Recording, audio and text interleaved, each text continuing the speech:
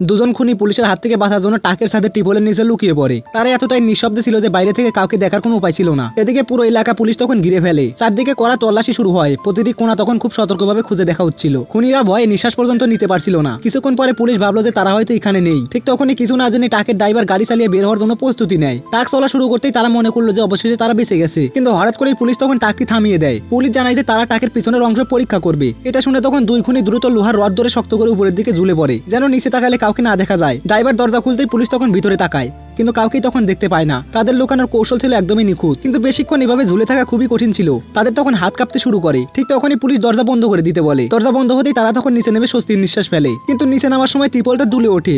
এতে এক পুলিশ কর্মকর্তার তখন সন্দেহ হয়। সঙ্গে সঙ্গে সে তখন টাকের উপরে উঠে যায়। পায়ের শব্দ শুনে দুই খুনি আবার দ্রুত নিজেদের শরীর নিচের দিকে ঝুলিয়ে লুকিয়ে ফেলে। পুলিশ চারদিকে তাকিয়েও কাউকে দেখতে পায় না, যেন তারা মুহূর্তের মধ্যেই অদৃশ্য হয়ে গেছে। এদিকে তাদের হাতের শক্তি প্রায় শেষ হয়ে যাচ্ছিল। ঠিক তখনই নিচ থেকে আরেকটা পুলিশ বলে ওঠে যে উপরে কেউ নেই। অবশেষে পুলিশ তখন টাক ছেড়ে দেয়। পুলিশ চলে যেতে দুই খুনি তখন স্বস্তির নিঃশ্বাস ফেলে। আর এভাবেই তারা অল্পের জন্য পুলিশের হাত থেকে পালিয়ে যায়।